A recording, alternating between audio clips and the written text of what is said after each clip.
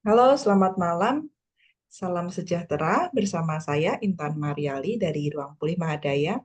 Saat ini kita akan berbicara bersama-sama, mengeksplorasi diri lebih dalam untuk mengenali sisi-sisi diri kita. Pada hari ini kita akan berbicara tentang lari dari luka pengasuhan emosi. Saya tidak sendiri di sini bersama dengan Mas Adi Prayuda yang lebih suka dipanggil ketika saya mau ditulis apa nih Mas Adi. Yang muncul adalah teman jeda gitu. Nah, mungkin kita meluncur langsung ke Mas Adi Prayuda untuk sedikit perkenalan nih. Sebetulnya siapa sih Mas Adi ini?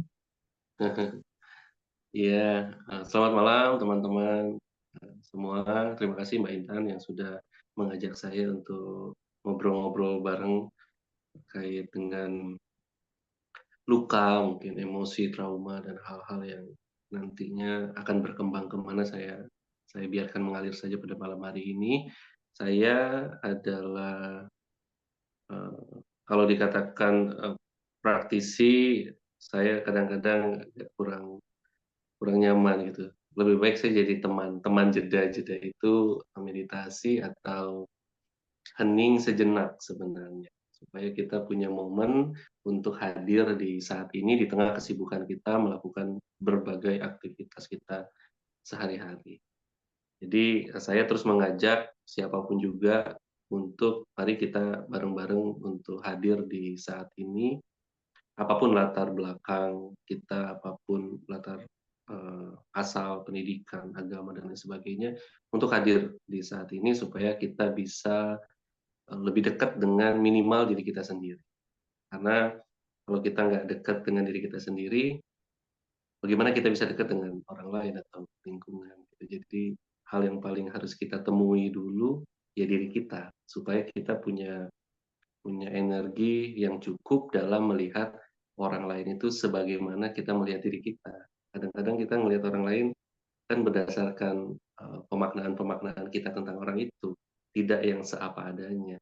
Dan untuk melatih melihat orang lain atau apapun di luar diri kita seapa adanya, ya kita melatihnya untuk melihat diri kita sejujur mungkin, seapa adanya diri kita. Dan jeda memang untuk melatih itu, supaya kita punya kejernihan untuk melihat diri kita. Mungkin itu awalan dari saya, Mbak Intan. Ya, Terima kasih kesempatannya. menarik sekali ya karena kita mengizinkan untuk melihat ini ya, melihat diri kita dengan kacamata emosi, dengan kacamata pikiran, dengan kacamata rasa yang istilahnya melihatnya jadi langsung kayak kasih tanda kutip gitu ya karena memang tidak semudah itu melihat. Di bagi teman-teman Ruang Pulih Mahadaya kita 2 minggu yang lalu kita banyak berbicara tentang hormon juga masa-masa transisi dengan dokter dan itu lebih banyak ke badan uh, fisik kita.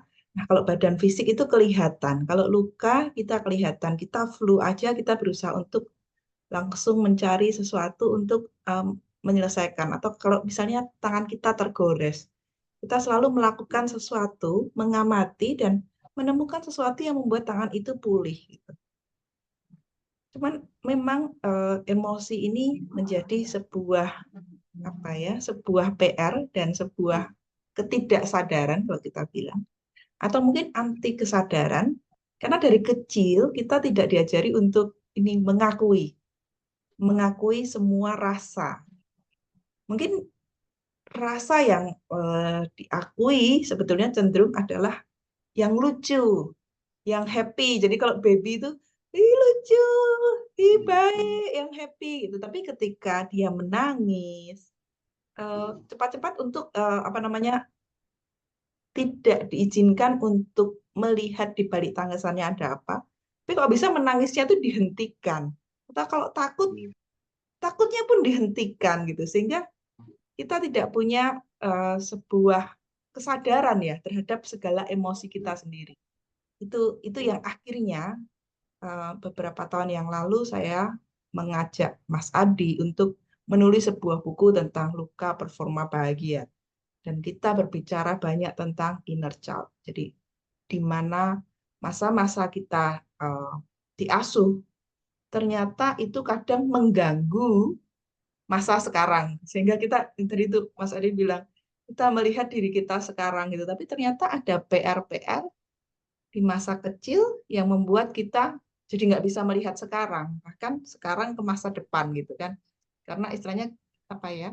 Kalau ini saya selalu melihatnya sebagai baggage, jadi ransel, ransel kita terlalu penuh. Kita nggak pernah lihat itu ransel isinya apa, mana yang diturunin, mana yang apa namanya kita masukkan baru atau kita ganti. Mungkin seperti itu, mengamati itu, atau mungkin ini gimana Mas Adi? Oh iya. Jadi dalam pendekatan jeda ya, kalau kita ibaratkan emosi itu seperti ransel-ransel, sebagai beban-beban mental gitu. Dalam pendekatan jeda, ya kita berlatih pada awalnya dan mengamati dulu tanpa dorongan untuk mengubah gitu. Karena mengubah seringkali tidak mudah juga. Kenapa kita perlu mengamati dulu secara jernih? Karena bisa saja yang selama ini kita lihat itu belum sebenar-benarnya emosi. Kadang-kadang kita, seperti yang Mbak Itan katakan tadi, kita mau nangis, disuruh diem, kita mau ketika masih kecil, ketika kita nangis, kita langsung dihentikan tangisan kita oleh orang tua kita. Atau ketika nangis, langsung dimarahin, sehingga nangisnya belum selesai, kita jadi takut. Dia bercampur emosinya. Apalagi kalau laki-laki misalnya, laki-laki tidak boleh nangis, karena nangis itu tanda kelemahan atau cengeng dan lain sebagainya. Makin ditekan lagi. Kita tidak bisa mengekspresikan karena tahu konsekuensi ketika rasa ini, emosi ini diekspresikan, saya akan dapat sesuatu yang nggak enak rasanya. Saya akan dimarahin pengasuh saya, orang tua saya akan dikatakan cengeng, lemah, dan sebagainya. Sehingga banyak hal yang akhirnya kita tekan ke dalam, kita tahan. Atau ketika kita melihat kondisinya sudah aman, tidak ada orang, baru kita ekspresikan. Tapi akhirnya menjadi terlalu kebablasan, tidak bijaksana, tidak dibungkus oleh kesadaran. Sehingga memang di masa kecil kita nggak begitu banyak pilihan akhirnya. Ketika ada yang merasa nggak nyaman, kita langsung takut. Tapi ketika kita dewasa, kita seolah-olah nggak punya pilihan juga. Tapi sebenarnya justru pilihan itu baru bisa kita lihat ketika kita mengamati. Ketika kita mulai berjarak sama emosi itu. Ketika ada jarak psikologis dengan emosi. Jadi, oh ternyata ini adalah emosi yang tidak melekat sebenarnya dengan saya. Ini adalah beban mental yang sebenarnya tidak menempel. Kadangkala sesuatu itu berat kita pegang bukan semata-mata karena ukurannya besar. Bisa saja ukurannya nggak terlalu besar, tapi karena kita genggam terus dalam durasi waktu yang lama, akhirnya menjadi berat. Sebenarnya kecil saja, tetapi karena kita pegang terus, kita tahan terus, jadinya berat dalam durasi waktu yang terus-menerus dan lama. Sehingga mengamati itu di dalam bahasa jeda, dalam prakteknya adalah bukan hanya sekedar melihat, tetapi akhirnya kita menyadari ruang yang ada di antara kita sama emosi kita. Dan kita nggak genggam terus. Secara otomatis kita meletakkan emosi itu. Dan dalam peletakan itu kita ada semacam keluasan. Oh, iya. Jarak itulah yang memberikan kita seperti kilasan kebebasan. Ada kelegaan sekilas. Karena kita punya jarak, kita menyadari ruang, dan kita merasakan ada ruang yang yang ada di antara kita yang mengamati dan emosi. Jadi emosi itu bukan lagi beban karena kita meletakkan itu. Dan ketika dia muncul, entah emosi marah, takut, sedih dan lain sebagainya, kita punya sikap yang jauh lebih bijaksana. Karena berbasis kesadaran itu. Jadi pentingnya mengamati, meletakkan emosi dan menyadari ruang itu sangat signifikan dalam mempengaruhi apa respon kita ketika emosi itu hadir. Kebanyakan kalau orang yang nggak merasakan ruang antara dirinya dan emosinya, ketika marah ya udah langsung terekspresikan marah. Ketika kesal langsung terekspresikan. Ketika ada sesuatu yang memunculkan bibit sedih langsung menangis. Tapi kalau ada ruang, kita ada jeda antara emosi kita. Kita jadi bisa menanyakan apa yang perlu saya lakukan dalam berelasi dengan emosi yang muncul. Tindakan apa yang perlu saya lakukan? Apakah nantinya akan mengantarkan saya kepada kebahagiaan, kepada relasi yang lebih baik kualitasnya atau. Jadi ruang itu penting sekali supaya kita bisa bisa berelasi dengan baik dengan emosi kita, yang itu implikasinya relasi kita dengan orang lain dan dengan lingkungan juga terefleksi dari relasi itu. Mungkin itu Mbak Intan. Iya. Em, Hari ini kemarin sebetulnya ada banyak DM ke saya juga secara personal ya tentang beberapa kasus otomatis yang sekarang lagi sangat viral itu KDRT, selebgram, kebetulan namanya Intan juga gitu. Jadi kebetulan dan lucunya seminggu sebelumnya saya ke Mas Adi ini memang sudah mungkin 2 minggu sebelumnya ya Mas ya kita sempat Iya. memang yuk kita ngobrol lagi yuk tentang inner child gitu. Jadi kita ngomong lari dari luka pengasuhan emosi. Nah, hari ini kita akan coba mengamati dan memberi jeda gitu ya pada diri kita tentang pengasuhan emosi dan tahap-tahap psikososial dari Erikson gitu. Jadi kita coba melihat diri kita di masa kecil dan bagaimana kita ternyata kabar baiknya gitu, kabar baiknya. Karena kalau biasanya kalau sinetron atau sesuatu gitu kalau lagi buru-burunya itu seru gitu. Sampai kita lupa yang baik yang mana. Pokoknya baiknya happy ending kepengennya gitu. Tapi akhirnya kita terjebak dalam drama-drama buruknya gitu. Nah, kabar baiknya kita bisa melakukan reparenting atau mengasuh kembali semua rasa-rasa yang kita pikir itu mengganggu kita sekarang gitu. Jadi sebetulnya dia mengganggu karena dia ingin diasuh. Dan hanya diri kita yang perlu untuk menjadi ibu, menjadi ayah bagi semua rasa-rasa itu. Ya, eh, saya share screen tadi sudah ngobrol juga dengan Mas Adi. Nah, eh, cek screen.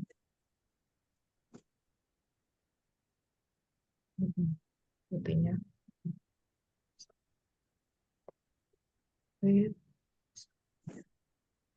Nah, kita eh,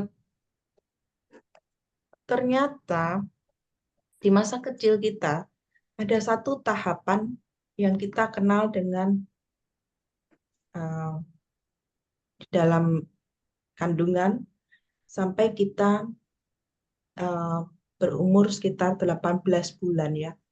Ini bukan angka pasti, tetapi ada suatu masa transisi yang kita bisa untuk lebih sadari. Di mana pada masa itu kebutuhan seorang bayi hanya merasa aman, perlu untuk dibuat merasa aman, baik dengan susunya, dengan lingkungannya, dan di sini terbentuk tentang trust versus mistrust. Jadi bagaimana kita percaya dan kita tidak percaya. Nah, beberapa artis sekarang juga mulai untuk memisahkan tidur gitu. Jadi akhirnya anaknya tidur di tempat sendiri dan dia diajari untuk melatih dirinya mengenali sinyal-sinyal tubuhnya. Dan ketika nangis, baru ibunya akan datang. Dan atau bisa dengan pengasuhan yang lain tentang digendong dan sebagainya. Tapi ternyata di umur di situ terbentuk tentang rasa aman, ya. Dan ketika ada suatu rasa tidak aman yang terbangun lebih kuat, ini kita juga bisa amati. Biasanya kecenderungannya adalah tentang ini adalah masa oral ya kalau di psikoanalisa apa ya sesuatu tentang mulut. Jadi tidak begitu nyaman dan cenderung untuk makan dan sebagainya sehingga kadang-kadang obesitas dan sebagainya. Jadi perasaan aman dengan tubuh, dengan pikiran kita, dengan jiwa kita sehingga body, mind, soul ini akan menyatu dalam suatu rasa yang bakoh gitu ya. Jadi trust versus mistrust. Mas Adi mau tambahkan? Iya, ini uh, trust itu fondasi yang sangat penting kalau dalam pendekatan kita. Karena dengan adanya rasa aman, rasa percaya, ini akan mengembangkan emosi-emosi positif lainnya. Karena bagaimana emosi positif itu bisa muncul kalau nggak diliputi oleh rasa percaya, utamanya kepada diri kita sendiri. Kalau kita punya kenyamanan, keamanan, akan cenderung mudah bagi kita membangkitkan emosi-emosi selanjutnya. Jadi ini fase yang sangat penting, fondasi yang sangat penting. Dengan percaya, dengan kita percaya bahwa lingkungan kita, bahkan diri kita aman, nyaman, secure gitu, mudah bagi kita untuk melakukan banyak hal yang berdampak baik bagi alam, bagi kualitas hubungan kita dengan orang lain. Jadi ini fase yang penting sekali sebagai fondasi. Mungkin itu, Mbak Indah. Ya, setelah itu kita melewati dengan, makanya di situ yang dikembangkan adalah hope, pengharapan. Kalau dia merasa aman, dia akan terus merasa pengharapan itu lebih mudah. Lalu dia bergerak ke otonomi sama inisiatif. Jadi kalau lihat anak yang tantrum di mall, yang dia teriak-teriak gitu, dia sebetulnya sedang membangun otonominya atau dia membangun inisiatifnya. Nah, di sini adalah suatu tantangan gitu bagi para orang tua untuk melihat itu dan mengenali itu, ya ada autonomi eh, versusnya adalah perasaan bersalah, perasaan ragu-ragu gitu ya. Nah, anak-anak mulai diizinkan untuk melihat, oh kamu suka warna biru ya daripada merah. Misalnya ada biru sama merah. Oh, oh dia teriak-teriak, oh ternyata dia pengen makanan yang ini gitu. Tapi apakah makanan ini bodinya benar-benar minta gitu ya? Atau itu hanya emosinya? Nah ini anak mulai bisa diajak ngobrol loh sebetulnya. Akhirnya menjadi sebuah will, keinginan. Jadi anak-anak disadari untuk anak-anak ini punya sebuah dorongan. Nah, inisiatif dan guilt. Jadi perasaan bersalah. Nah, kadang-kadang banyak orang tua menganggap anak-anak ini sebagai miniatur. Sehingga ketika dia berinisiatif, dia bilang, anak kecil tahu apa gitu kan. Sehingga rasa bersalah itu yang muncul. Sehingga uh, pada tahap ini propose ya tentang apa sih uh, guna saya di ini gitu ya. Di dunia ini, apa sih tujuan saya dan sebagainya. Ketika ini dia mulai muncul rasa keberhargaan. Nah, coba kita lihat masing-masing. Kita diberikan ruang untuk otonomi dan inisiatif, atau ternyata ruang itu memang kita sekarang perlu temukan sendiri di masa sekarang, karena ternyata itu belum selesai. Silahkan Mas Adi. Iya, jadi saya mungkin menambahkan sedikit bahwa otonomi akhirnya muncul karena ada ruang untuk berekspresi, diberikan kepercayaan untuk melakukan beberapa hal kecil gitu secara mandiri yang tentu saja di bawah pengawasan orang tua gitu. Jadi anak-anak ini merasa berharga. Ada kondisi di dalam emosi saya percaya, kemudian dari rasa percaya itu muncul otoritas untuk melakukan sesuatu secara mandiri yang tentu saja diawasi oleh orang tua. Ketika otoritas itu muncul, sudah tidak ada alasan untuk muncul rasa ragu dan lain sebagainya. Karena dia sudah diberi kebebasan untuk melakukan, tetapi tetap di bawah pengawasan. Akhirnya dorongan yang muncul adalah berinisiatif, karena dia sudah mampu memimpin dirinya, karena sudah ada ruang otoritas untuk melakukan sesuatu. Dan di fase ini, kalau Erikson sih bilang yang paling berpengaruh adalah toilet training dan lain sebagainya di fase-fase autonomi, dan kemudian muncullah inisiatif. Karena apa? Karena dia sudah tidak ragu, karena dia punya otoritas dalam dirinya, sudah percaya untuk melakukan. Di situ ada ruang dia untuk mengembangkan. Tapi kalau nggak punya, dikit-dikit dilarang untuk ini, jangan itu. Dia menjadi takut, menjadi malu, menjadi ragu. Orang yang penuh rasa malu nggak mungkin bisa muncul inisiatif, karena setiap ada muncul pikiran takut, malu, dimarahin nanti, dan sebagainya. Orang uh, menjadi tidak punya kebebasan untuk melakukan apa sebenarnya yang disukai. Jangan-jangan selama ini saya tuh hanya ngikutin apa yang orang tua saya sukain gitu, tanpa saya tahu saya ini suka apa, karena nggak pernah punya otoritas untuk mengekspresikan diri saya. Dan ini bisa berlanjut terus sampai dewasa. Sampai di titik di mana ketika kita tanya, "Kamu suka apa?" Saya nggak tahu, saya suka apa. Karena semasa hidup saya segala sesuatu ya disiapkan. Saya nggak punya ruang untuk memilih saya melakukan yang saya suka, gitu. Karena semuanya sudah diatur. Saya nggak punya ruang gerak untuk berekspresi secara mandiri. Jadi ini penting, kebebasan untuk berekspresi. Ya walaupun salah, pada akhirnya tetap dalam pengawasan, tetap diberikan edukasi untuk perbaikan karya yang lebih baik. Itu Mbak Itan. Ya, saya jadi tertarik ketika berbicara tentang toilet training tadi ya. Eh, Hmm, dan dan mungkin kita bisa bertanya gitu sama diri kita yang kecil. Bagaimana jika kamu memang tidak pernah salah sebetulnya? hmm, Contohnya ya, eh, eh, dari awal kita pada masa ini inisiatif ini dan pada masa otonomi ini, akhirnya kan kita baru menyadari bahwa oh ternyata tubuh kita bisa mengeluarkan kotoran dan kita ternyata bisa menahan dan ternyata kita bisa membuang pada tempatnya. Itu titik dan misalnya itu belum terjadi berarti kan bukan salah ya, tetapi suatu proses yang belum berkembang. Nah, maukah kita mengamati masa-masa yang kita pikir itu salah menjadi sebuah eh, proses berkembang atau proses melatih sesuatu sehingga bisa? Dan mau nggak kita memeluk dan mengatakan, hey, thank you, diriku.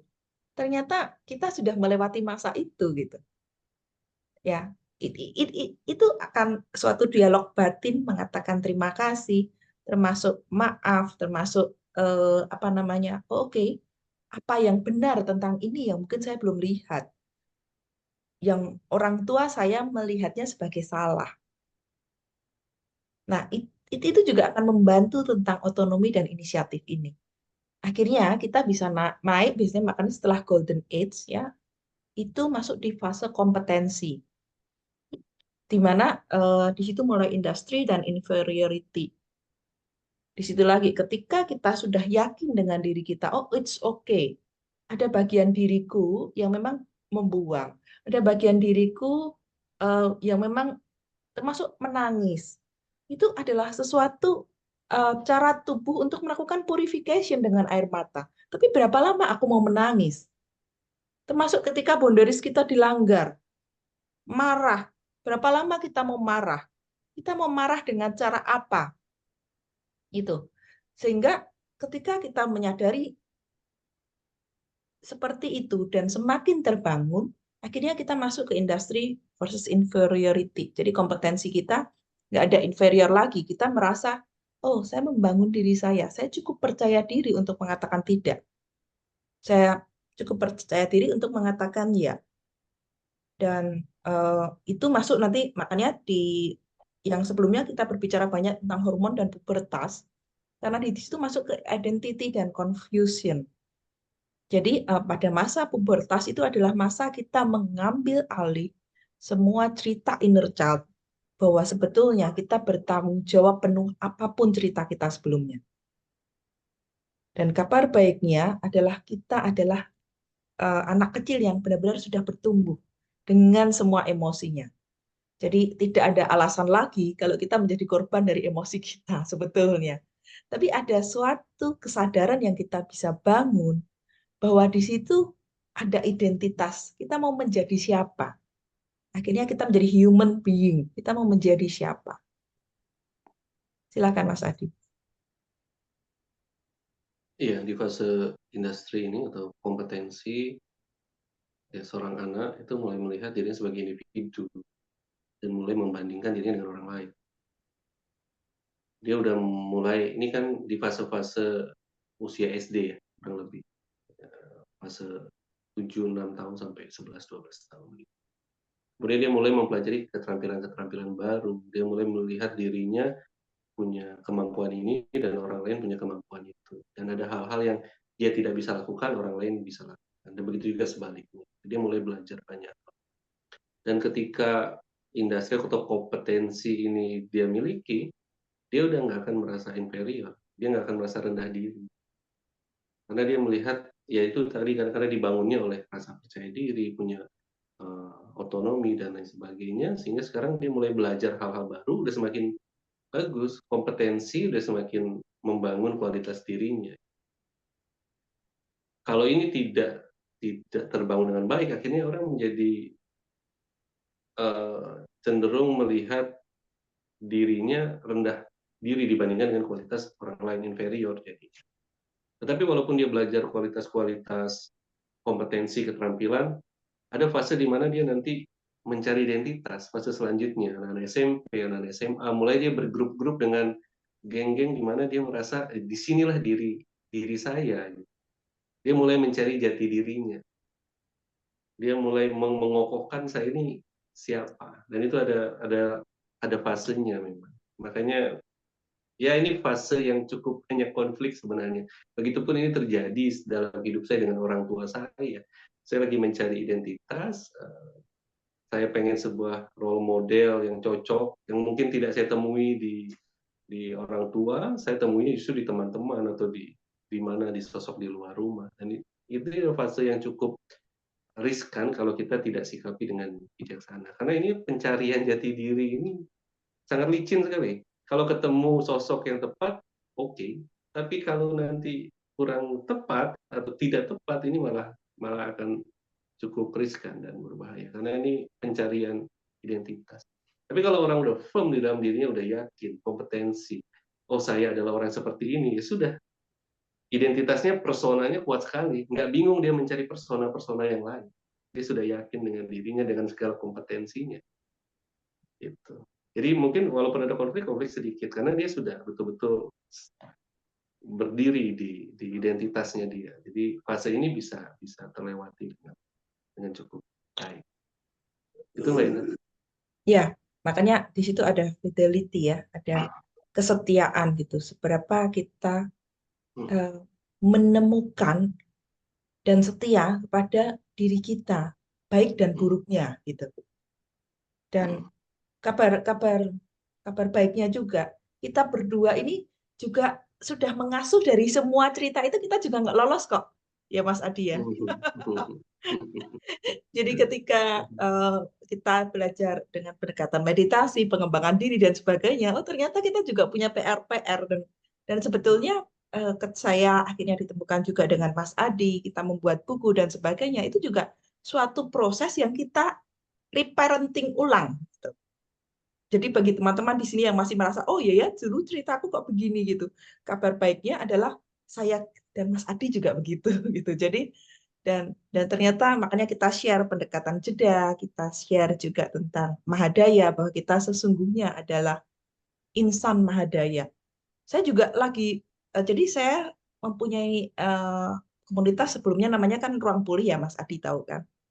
Beberapa saat ketika saya rutin meditasi, termasuk saya belajar access consciousness dan belajar banyak modality gitu, saya mendapatkan nama baru Mahadaya. Kayaknya nama itu sangat tinggi gitu kan, Mahadaya. Baru saya sadari, selalu termasuk mama saya juga bilang, itu kamu nama nggak ketinggian ya? Saya nggak tahu, tapi saya dikasih itu. Dan ketika saya punya nama itu, ruang pulih ini pulihnya jadi nggak terlalu drama nih, ternyata Mahadaya. Baru seminggu kemudian seminggu yang lalu saya baru sadar. Ketika saya dimeditasi, saya baru tahu ternyata Maha itu Maria Halim berdaya. Jadi suatu pesan dari universe, oke, kamu sudah berdaya, ayo bantu orang lebih lagi itu. Oh ternyata itu satu pesan yang membuat ketika kita punya pilihan, kita bisa membungkus semua luka-luka itu dan mengatakan, hei kamu aman loh. Kita bisa membalut luka-luka itu dan membuat restruktur baru gitu, yang membuat kita lebih bakoh dari sebelumnya gitu. Masalahnya kita mau memilih nggak? Nah, di masa yang selanjutnya ya tentang love, care, sama wisdom. Ini adalah masa-masa dewasa awal, dewasa dan masa tua. Di sini adalah fase untuk kita benar-benar melihat diri kita dan memilih sebagai pemenang. Makanya intimasi. Makanya Saya membuat grup, Mas Adi juga dengan ruang jeda gitu ya. Supaya bagi orang yang merasa intimasi dan isolation ini, kita bisa mendapatkan love di sana. Ada intimasi yang kita bisa bangun bersama untuk pemulihan. Kalau saya bilang pulih, latih, tumbuh kembang. Jadi masa-masa pulih kita juga ditemani untuk berlatih dan bertumbuh kembang. Nah, nanti semakin menua, nih saya mulai masuk ke 40 sampai 65 nih. Tahun ini sudah mulai kepala 4 nih Mas Adi. Dia sudah mulai ke generativity dan stagnation. Bagaimana kita mengenerate diri kita. Dan nanti akhirnya menjadi sebuah integritas juga yang kita bisa pilih. Ternyata kehidupan kita ketika kita benar-benar sadar itu ada pilihan. Ada pilihan untuk memenangkan setiap transisi kehidupan kita. Mas Adi, silakan. Iya, ya fase setelah itu fase fase dewasa dan tua ya. Mudah-mudahan saya belum terlalu tua nih. Tapi setidaknya dengan pendekatan Erikson itu kita menjadi punya mapping nanti setelah fase identitas, kemudian mulai muncul pikiran untuk berkontribusi kepada masyarakat, itu udah nggak berbasis hanya saya, dan saya. Saya pengen punya keintiman yang lebih dalam dengan relasi sesama manusia, alam, dan sebagainya. Saya pengen bermanfaat. Ya walaupun itu juga bisa diakses di fase-fase remaja dan lebih bawah dari itu. Tapi dorongan untuk berkontribusi itu akhirnya meningkat di fase-fase dewasa hingga tua. Sehingga nanti uh, ada integritas, ada kemapanan, saya bangga dengan apa yang saya lakukan. Sehingga menyambut hal-hal itu dengan saya sudah melakukan yang terbaik yang saya bisa semasa hidup saya dengan apa yang saya miliki, baik itu sifatnya material maupun non-material. Jadi sudah tidak ada penyesalan yang terlalu berlebihan.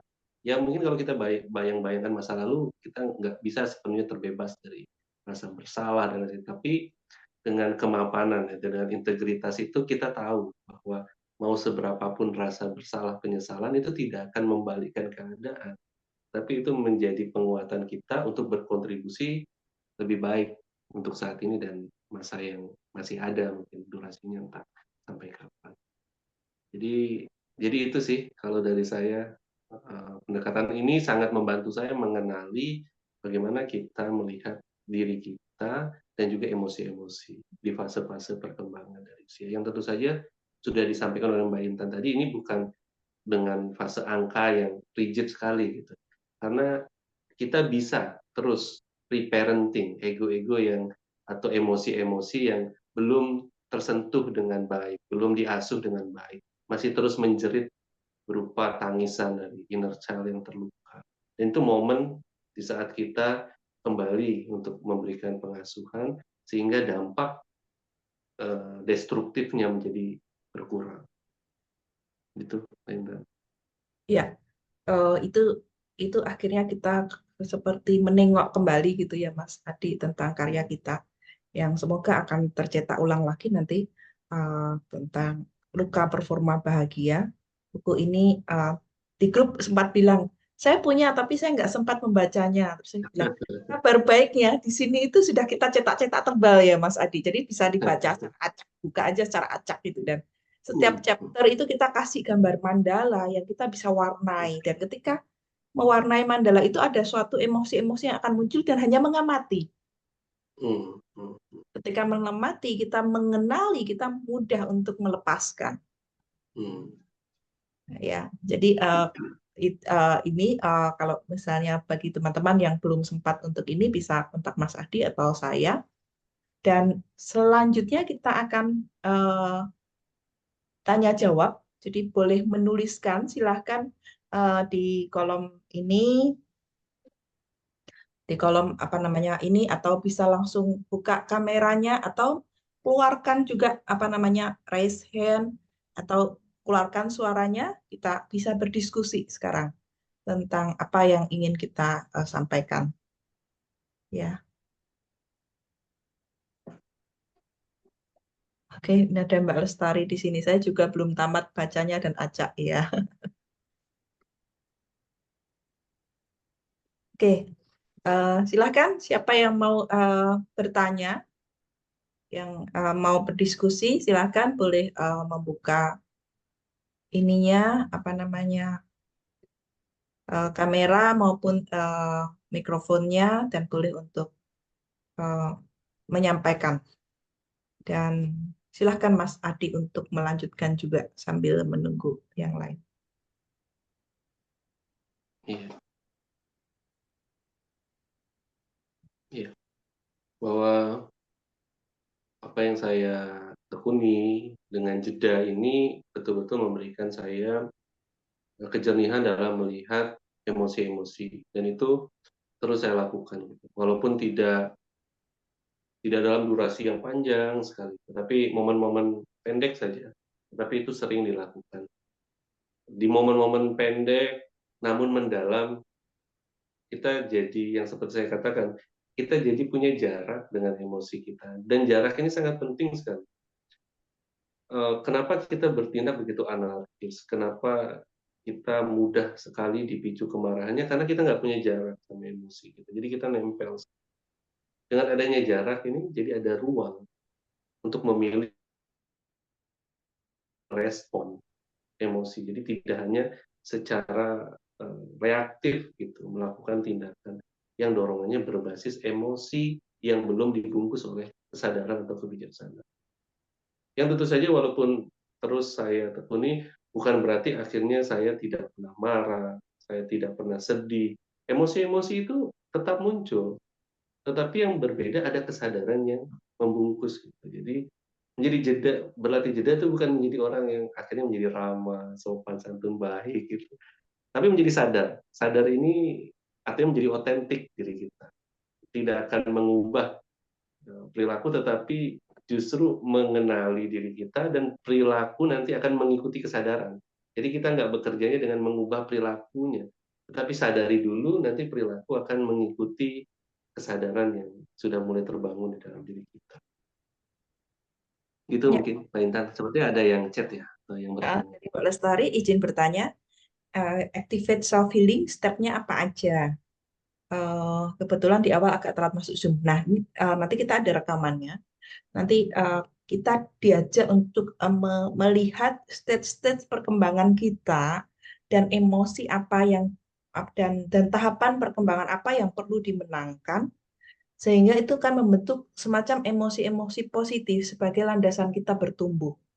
Ya, jadi itu akan membantu untuk activate sama self healing kita. Yang tadi Mas Adi juga sudah sampaikan tentang kesadaran terhadap segala gejolak ya mungkin ya Mas ya. Ketika kita menyadari gejolaknya, kita bisa mengasuhnya. Ya, dari Mbak Putri Intan Purwari, yang tadi itu juga WA saya terkait dengan ini, apa namanya, kasusnya Intan ya.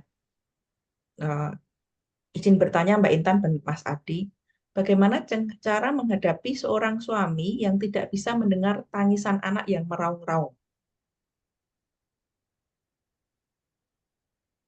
Silahkan nih Mas Adi dari sisi laki-laki gitu. Kira-kira kenapa nih apa namanya kadang-kadang laki-laki itu nggak bisa untuk dealing dengan semua emosi dan lebih frustasi dan arahnya lebih kekerasan karena fisik dan sebagainya. Hmm, bagaimana menghadapi uh, ini konteksnya anak sendiri ya, artinya di dalam rumah sehingga sering terjadi tangisan, dan suami mungkin Malah kurang ikut bisa nangis, merespon. malah ikut Oh bingung. gitu. Apa reaksinya? Suami tidak bisa mendengar tangisan itu bentuknya apa kemudian? Marahkah atau pergi atau apa? Karena masing-masing reaksi itu tentu caranya berbeda. Kalau seandainya pergi kan kita bisa tarik supaya tidak pergi. Kalau sedih mungkin dan lain sebagainya. Tapi kalau general gitu, menghadapi suami yang, tapi kalau saya pribadi, kalau ada anak nangis ya, ya bukannya nggak bisa ya. Saya lihat bahwa ada seorang anak nangis, gitu. Entah apa masalahnya, atau bisa saja dia sakit kah, atau lapar, atau butuh pelukan, dan sebagainya, macam-macam sekali. Yang itu tidak terbahasakan secara bahasa yang kita mengerti oleh orang dewasa, itu kalau itu anak kecil atau bayi. Menghadapi ya, menarik juga sambil berpikir bagaimana ya, karena itu betul-betul, kalau saya pribadi enggak. Cuman coba mari, kalau mau pendekatan jeda adalah, sebelum kita mau bagaimana terhadap suami kita atau istri kita konteksnya gitu, coba kita lihat ketika suami atau istri kita melakukan suatu reaksi tertentu dalam menghadapi tangisan anak, apa yang terjadi di batin kita, itu dulu yang pertama. Sebelum kita nanti bagaimana caranya. Karena kalau di sini clear, caranya nanti akan clear juga. Tapi kalau ini terlecut juga, karena suami begini, ini ada emosi sedikit, caranya nanti ekspresi dari emosi itu. Gitu. Jadi ini mungkin sudah kejadian berkali-kali. Ini adalah momen di mana kita clear nggak melihat diri kita dulu sebelum kita mengapa-apakan suami atau istri kita. Gitu. Kita lihat dulu emosi apa yang muncul di dalam diri kita dalam melihat suami dan istri kita bereaksi seperti itu. Kalau misalnya suaminya akhirnya marah, di batin kita ini muncul marah juga nggak? Artinya kemarahan suami itu beresonansi dengan kemarahan kita nggak? Kalau kita belum jernih melihat ini, bisa jadi nanti tindakan kita terhadap suami atau istri kita diwarnai oleh kemarahan. Tapi kalau kita sadari, mungkin kemarahan juga ikut muncul, tetapi kemarahan kita sudah terbungkus oleh kesadaran. Sehingga nanti tindakan kita dalam menginformasikan sesuatu kepada suami, bukan semata-mata marah-marahnya yang muncul, tetapi nanti ada ketegasan yang dibungkus oleh kesadaran. Yang itu dalam bentuk komunikasi. Ya kita tidak tahu lukanya suami atau istri kita sehingga reaksinya begitu. Mungkin di masa kecil dia nggak nyaman dengan suara bising.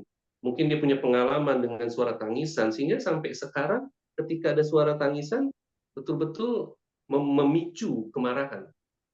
Dan bukan tangisannya itu. Kalau tangisan itu yang menyebabkan marah, semua orang yang mendengar tangisan itu tentu marah. Tapi ada satu konsep tentang tangisan yang itu ada di dalam diri suami dalam konteks ini, yang itu memicu kemarahan. Jadi salah satu syarat untuk memicu kemarahan suami adalah tangisan itu. Jadi dengan menyadari itu, dengan kemampuan untuk melihat kedalaman diri kita jadi bisa punya kedalaman dalam melihat apa yang terjadi di dalam diri suami atau istri kita atau pasangan kita. Justru bukan ketergangguan. Akhirnya kita merasa perlu memeluk luka suami. Tapi selama ini sudah clear dulu. Kalau di sini belum clear, ya udah kita marah, kita jengkel, kenapa begini-begini dan sebagainya. Karena kita belum clear, kita belum terlalu intimate dengan emosi di dalam diri kita. Tapi kalau kita dalam, kita mampu melihat kedalaman diri pasangan kita. Karena kemampuan untuk melihat kedalaman diri orang lain sangat ditentukan seberapa dalam kita melihat diri kita. Kalau kita nggak mampu melihat sedalam ini, sulit bagi kita untuk melihat kedalaman diri orang lain. Makanya untuk mengenali lukanya orang lain, coba kenali dulu luka di dalam diri kita.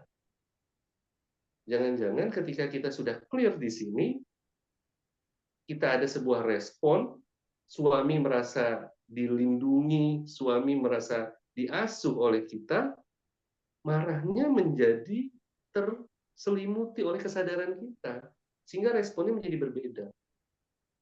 Tetapi tindakan ini memang harus dimulai dari kesadaran diri kita. Kalau cara menghadapi tanpa kita sadari di dalam, ya udah nanti akan konflik. Karena kita jengkel, suami lukanya belum sembuh. Ya sudah, pasti akan konflik. Kita maunya dia tidak begitu, sedangkan dia sendiri tidak bisa terbebas dari mekanisme, dari sistem yang ada dalam diri. Mungkin itu respon saya, Mbak Intan. Iya, kalau kita bilang tantrum tadi kan itu masa pembentukan tentang inisiatif dan otonomi ya. Jadi mungkin ketika pada saat suami itu juga tantrum istilahnya ya, pada saat dia di fase eh, otonomi dan inisiatif, dia tidak diberikan ruang. Jadi dia sendiri juga nggak bisa. Jadi anaknya tantrum, bapaknya juga tantrum, gitu ya. Ini juga berlaku ke papa saya gitu. Kita membuka sejenak buku Luka Performa Bahagia ya. Itu di bagian depan yang saya tuliskan tentang anak kecil itu mencari bahagia. Jadi ketika saya berbicara dengan papa eh, saya tuliskan itu, aku begitu peka dengan kesedihan. Yang aku tahu, aku hanya menikmati rasa itu. Jadi ketika kecil, saya tuh kalau nangis itu udah kayak tawon katanya. Nggak bisa berhenti gitu loh. Nah, aku hanya menikmati rasa itu. Bahkan aku tidak tahu bagaimana mengendalikannya. Prak, papiku membanting cikra itu di depanku. Beliau sendiri sedang marah kepada dirinya karena tidak dapat menghentikan tangisku. Aku melihatnya sedang marah padaku dan tidak mencintaiku. Hati ini terkoyak mencari tempat berteduh. Aku hanya ingin pulang. Aku pun masuk kembali ke dalam batinku dan mengerti bahwa tidak ada yang dapat mengasuh diriku yang lebih baik selain aku sendiri. Wahai diriku, maafkan aku ya. Aku menyesal. Aku sangat mencintaimu dan terima kasih sudah menemaniku. Nah, ini ketika saya sudah menyadari ada suatu kata yang papiku membanting cikra itu di depanku. Jadi pada saat aku menangis malah dibantingin cikra tuh.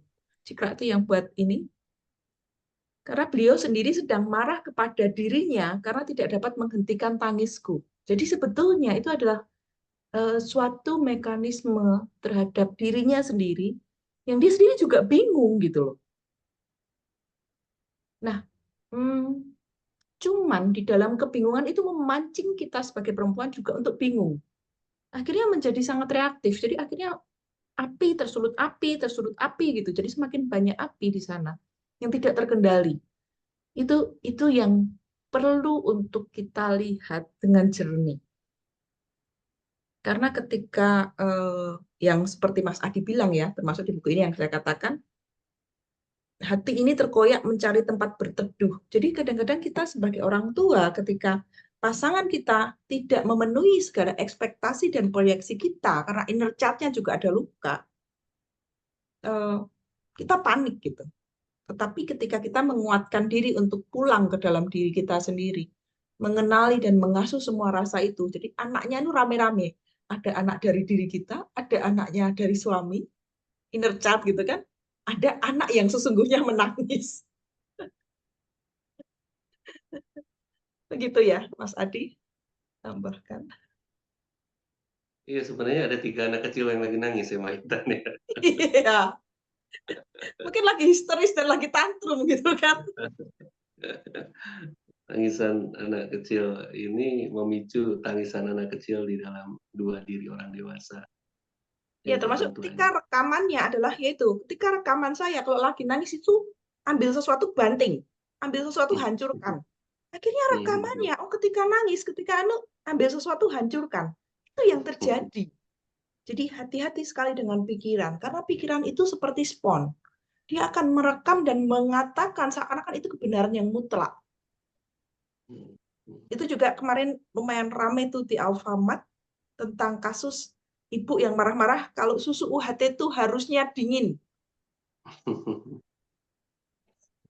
Ya, karena dia dibesarkan, susu UHT itu harusnya masuk kulkas. Kalau nggak masuk kulkas, kamu akan dimarahi, kamu akan di ini. Jadi itu menjadi sebuah respon mentah ya, respon mentah yang hanya tidak sempat diolah lagi, dimentahkan lagi.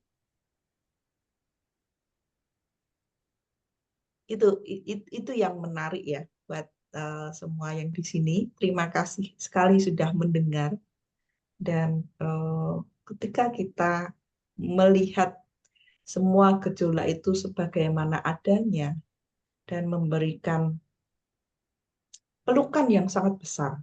Makanya kadang-kadang kita nggak bisa pakai pelukan kita ya, Mas Adi ya. Tapi mungkin kita bisa bilang dengan kasih ilahi, kita bisa bilang dengan tools-tools dari kesehatan mental, baik dari psikologi, dari uh, meditasi dengan jeda dan sebagainya. Itu akhirnya memberikan ruang yang lebih besar sehingga eh, yang terbatas itu jadi lumer. Mungkin istilahnya begitu ya, Mas Adi.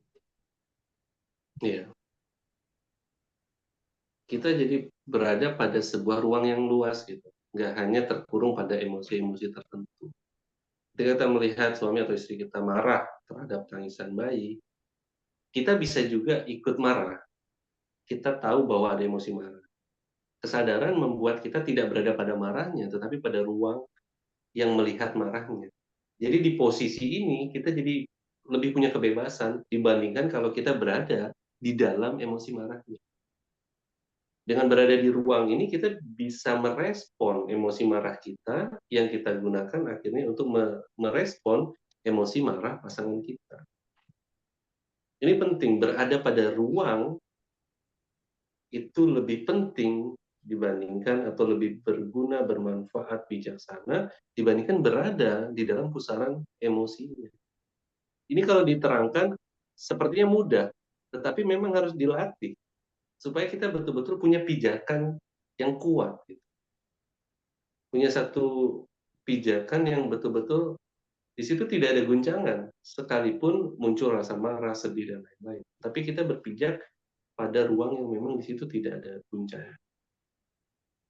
Kalau kita berdiri pada emosi marahnya, sedikit marahnya orang lain yang sebenarnya bukan untuk kita, tapi karena dia marah sama dirinya sendiri, bahkan kata yang Mbak Intan, itu malah kita merasa kita yang kena marah. Kita akhirnya merespon dengan marah-marah kepada. Padahal bisa jadi marahnya ya bukan kepada kita, tetapi karena kita tidak punya kemampuan untuk berjarak dengan emosi marah, akhirnya kita tersulut marah lagi dan terus bergulung-gulung. Jadi penting untuk berpijak pada ruang kesadaran. Mhm, mhm. Ya, dan suatu proses ya, sama persis kayak badan fisik kita. Eh, tahun ini atau 1 tahun atau 2 tahun yang kemarin gitu, memang saya banyak berproses dengan tubuh. Dan sama seperti kalau teman-teman di sini suka olahraga, dari olahraga nggak ke olahraga gitu, ternyata ada muscle-muscle kesadaran yang kita bisa latih melalui emosi dan pikiran kita. Makanya setelah pulih itu ada namanya latih. Nah, di dalam latih ini kita mengamati emosi yang kita rasakan. Jadi di sini ada train, latih, mengamati, lalu setelah itu kita lakukan inner work. Jadi kerja di dalam apa nih gitu. Oke, kalau kalau bangunan ini sudah enggak penuh gitu ya, kayak kayak ibu-ibu gitu, pasti pinter mengatur tamannya, pasti pinter mengatur dapurnya, pasti pinter mengatur kamar ya. Jadi kalau misalnya, oh, oke, kamarnya sudah nggak nyaman nih. Jadi emosinya sadari seperti sebuah kamar, sebuah taman. Lalu inner world, mana yang ditaruh sini, mana yang ditaruh sini. Jadi dikondisikan. Sesuatunya itu jadi kayak ada space-space, ruang-ruang untuk melumerkan semua rasa dari masa lalu. Dan ketika masuk ke latih, kita ke tumbuh kembang. Kita tumbuh kembangnya mau ke depan kayak apa nih? Itu akhirnya jadi kayak menarik ya, karena eh, ketika kita berada di dalam suatu sakit ya, jadi kemarin saya mengalami pain, back pain yang sangat parah, saya hanya melihat ke depannya. Saya mau melihat Intan Maria ketika umur 50 tahun tuh kayak apa. Saya pengen lentur, semakin kuat. Oke. Jadi sesuatunya itu kita sadari itu hanya sementara. Tetapi sementara yang mencipta pelan-pelan tapi pasti. Atau mungkin pelan tapi pasti-pasti gitu. Berubah sedikit apa yang dipisah, dan sebetulnya ada suatu kuasa yang tidak terbatas yang menemani sebetulnya. Ketika intensi kita kepada sesuatu yang baik dan sesuatu yang besar di masa yang akan datang. Begitu yang mungkin saya bisa sampaikan untuk menutup semua ini. Mas Adi, ada yang mau ditambahkan? Iya, saya selaras dengan Mbak Intan ya. Itu, eh, saya hanya menguatkan saja Bang, bahwa pelumeran apa yang dikatakan tadi emosi atau pembungkusan emosi itu baru betul-betul kita akan alami kalau kita berpraktik untuk mengamati, menyadari, kemudian mengasuh luka-luka yang mungkin masih terlalu menganga. Itu inner work tadi, menata kembali. Dan memang kalau kita melihat kamar berantakan sekali, ketika kita masuk pasti pusing. Artinya udahlah malas, makin malas kalau berantakannya banyak banget. Tetapi kita supaya tidak pusing adalah mengambil satu view, satu sisi ruang saja yang bisa kita coba mulai tata di sini saja. Yang lain ya nggak usah terlalu terlalu kita tata dulu. Saya memulai di langkah yang kecil ini saja, mulai sudut ini aja. Jadi itu yang kita lakukan. Kalau kita ngelihat, wah kita ini punya emosi macam-macam dan kita punya trauma, kita coba di titik mana di mana kita bisa melangkah. Jadi langkah satu kecil, tapi itu betul-betul melangkah. Bukan karena kita semata-mata, oh ternyata banyak terluka, banyak trauma. Ah nggak usah, nggak jadi jadinya. Jadi susah. Jadi nggak akan ada pertumbuhan di situ, tidak ada kan pengasuhan. Karena mau sebagaimanapun teori atau apapun yang saya atau Mbak Intan berikan, advice seperti apapun, yang ngasuh tetap harus diri teman-teman. Itu memang tanggung jawab pribadi, itu memang inner work yang harus teman-teman. Kita atau siapapun juga hanya mengantarkan sampai pintu, teman-teman yang harus masuk, teman-teman yang harus mengasuh itu.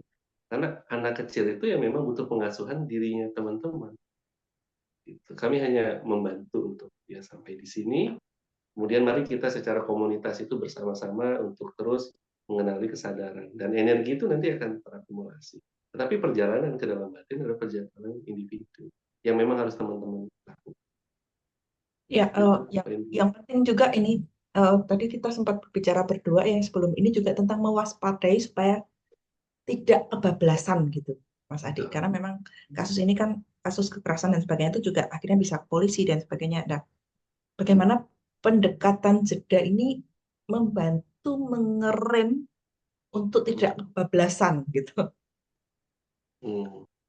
Iya. Dengan jarak itu akhirnya kita menjadi tidak kebablasan. Bukan berarti ketika kita berjarak dengan marah, kita tidak jadi marah. Mungkin saja kita marah, ekspresi marahnya tetap muncul, tetapi tidak marah-marah. Tidak marah-marah, tidak mengumpat yang berlebihan, tidak mengungkit masa lalu yang dicampur adukan ke masalah sekarang. Itu kan sudah tidak sadar sebenarnya. Tapi kalau dengan kesadaran, marah kita berfokus pada apa yang terjadi. Jadi betul-betul dibalut oleh kesadaran. Bisa jadi akhirnya tidak marah, tetapi ada sebentuk ketegasan. Satu tindakan yang solutif. Begini langsung cara memperbaiki. Atau apa. Karena sudah dibungkus dengan kesadaran. Ya itulah, ruang itu sangat penting. Ruang jarak psikologis kita dengan emosi kita.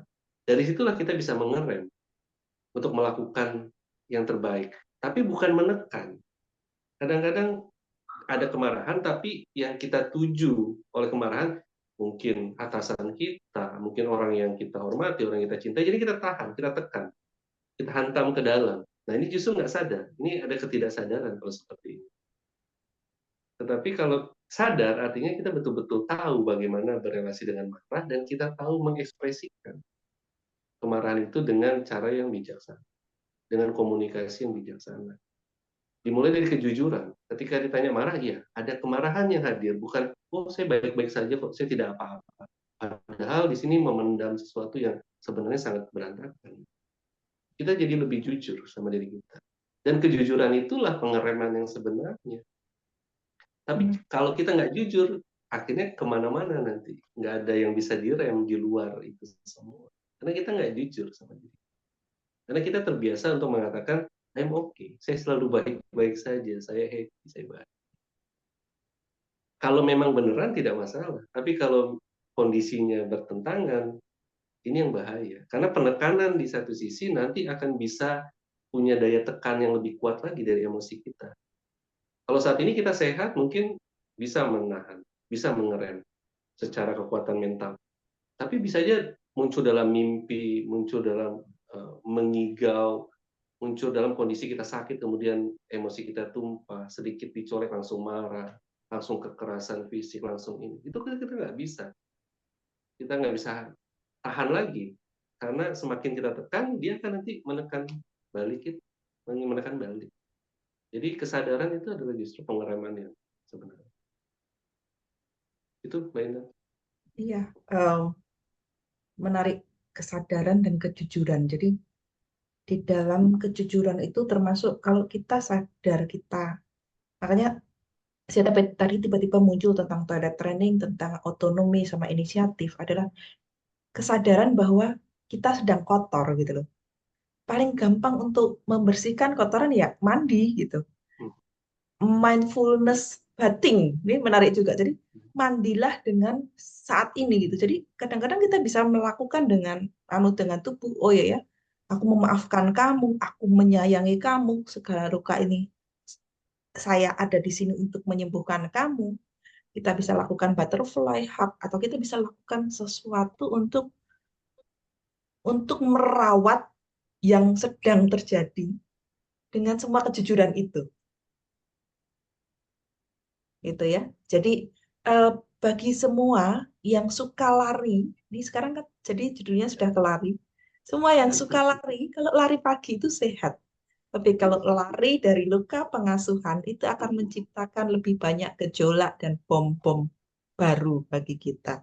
Jadi pesan kami adalah mulai untuk eh, melambat dari lari itu sehingga kita bisa mengamati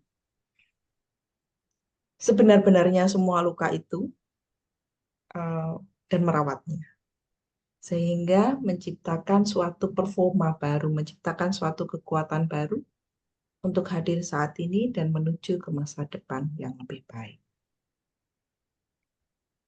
Oke, terima kasih buat semuanya. Terima kasih juga buat Mas Adi. Semoga ini membawa berkah bagi semua. Terima kasih Mbak Intan, terima kasih teman-teman. Kita berproses bersama-sama ya. Di kekuatan komunitas seperti ini yang dibangun oleh Mbak Intan seperti ini betul-betul bisa menjadi support system bagi kita. Kadang kita memang nggak bisa melakukan ini sendiri, butuh diingatkan kembali, butuh dikuatkan kembali. Jadi komunitas seperti ini sangat penting. Mudah-mudahan apa yang disampaikan menjadi keberkahan, semakin sayang dengan diri kita beserta luka-lukanya. Kalau kita udah sayang sama diri kita, apa alasan lagi untuk membuat orang lain menderita? Hanya orang yang menderita yang senang melihat orang menderita. Kalau kita bahagia, kita akan cenderung senang melihat orang lain juga bahagia. Itu Mbak Intan, terima kasih banyak kesempatannya teman-teman. Sehat selalu, fisik, mental, finansial juga. Semoga berkah.